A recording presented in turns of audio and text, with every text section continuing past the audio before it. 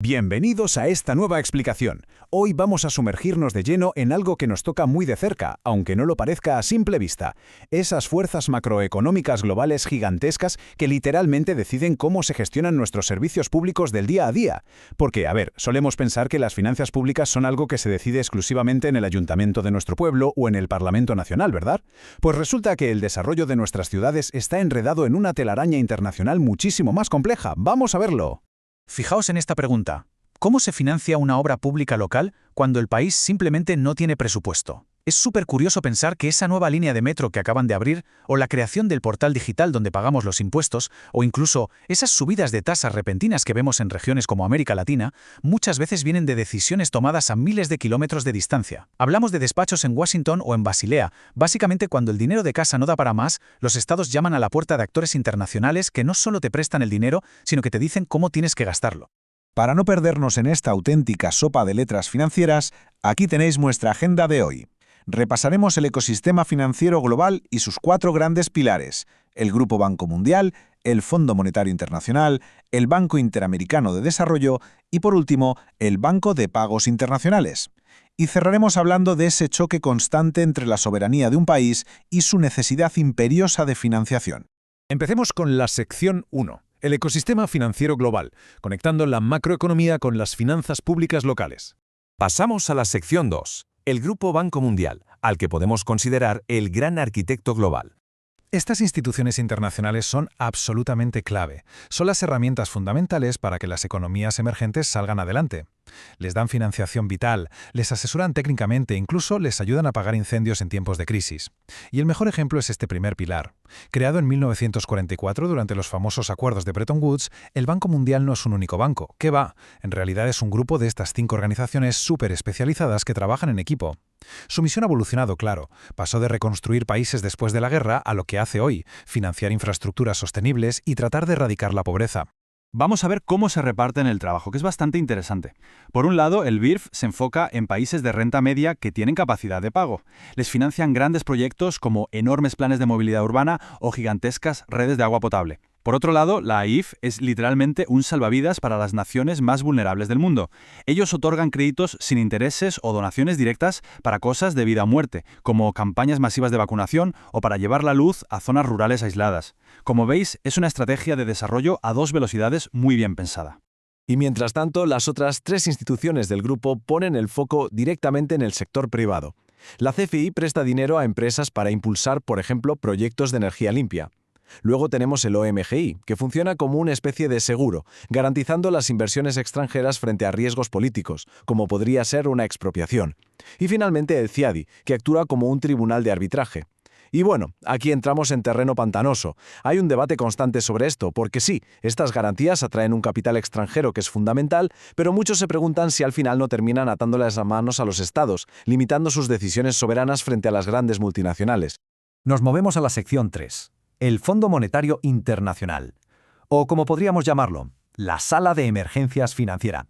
Este también nació en 1944. Pero, ojo, porque el FMI tiene una misión completamente distinta. Imaginaos que un país entra en crisis total, sufre una devaluación brutal de su moneda o la inflación se dispara sin control. Ahí es cuando el FMI entra en acción, con lo que llaman programas de ajuste estructural. Y no os voy a engañar, es una medicina bastante amarga. Exigen cosas como una disciplina fiscal de hierro, subidas de impuestos, privatizaciones y recortes fuertes en el gasto público. Todo esto para estabilizar la economía a corto plazo. Esta comparativa ilustra un choque de filosofías que es, sinceramente, fascinante. Por un lado, tenemos la implacable tijera del FMI, priorizando la estabilidad macroeconómica a base de recortes y pura austeridad. Y por el otro, al Banco Mundial y al Banco Interamericano de Desarrollo, con una visión totalmente diferente: inyectar capital para promover el desarrollo a largo plazo, construir infraestructuras y mejorar el bienestar social. Es ese tira y afloja constante entre cuadrar las cuentas del Estado y asegurar una buena calidad de vida para los ciudadanos. Y esto nos lleva a la sección 4, el Banco Interamericano de Desarrollo, nuestro especialista regional.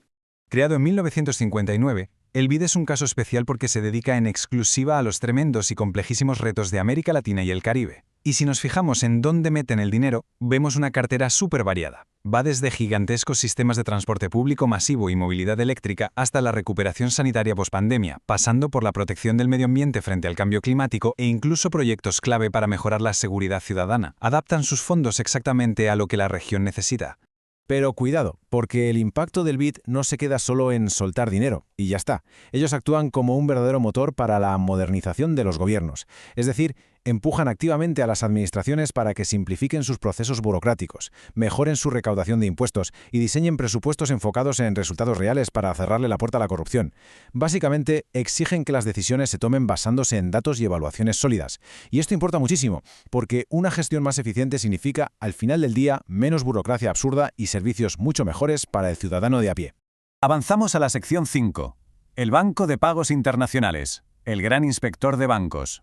El BCPI se fundó en 1930 en la ciudad suiza de Basilea y opera un poco en la sombra. Es literalmente el banco central de los bancos centrales. Ellos son los que dictan las reglas del juego a nivel mundial. ¿Os suenan los famosos acuerdos de Basilea? Pues son normativas súper estrictas que deciden exactamente cuánto capital de reserva deben tener los bancos para no quebrar y provocar un colapso. Además, últimamente se han puesto las pilas y están liderando la supervisión de los nuevos riesgos del siglo XXI, encargándose de cosas como la ciberseguridad financiera y toda la regulación del salvaje mundo de las criptomonedas. A ver, es cierto que el BPI jamás le va a prestar dinero directamente a un gobierno, pero de verdad no se puede subestimar su peso. Pensadlo bien, la viabilidad de cualquier gran obra pública o la estabilidad económica general de un país dependen muchísimo de que haya un flujo de créditos saludable y de que la inflación esté bajo control. Y resulta que esos factores están directamente moldeados por estas regulaciones bancarias globales que se redactan con muchísima discreción en los despachos de Basileas. Llegamos a la sección 6. Soberanía contra financiamiento, la cuerda floja administrativa moderna.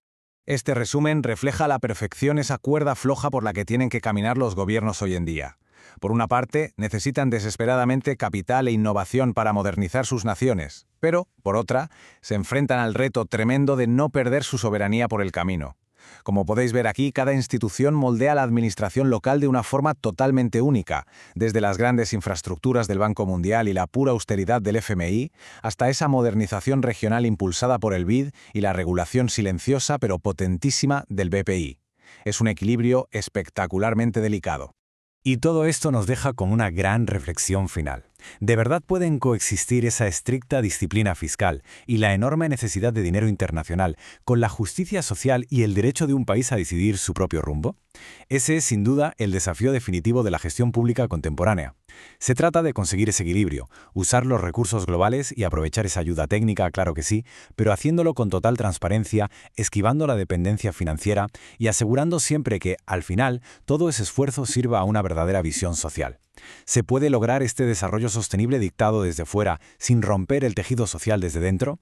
Es la pregunta que va a marcar el futuro económico de las próximas generaciones. Esperamos que este análisis os haya aportado algo de claridad sobre cómo operan estas enormes instituciones que, nos guste o no, dan forma a nuestro mundo.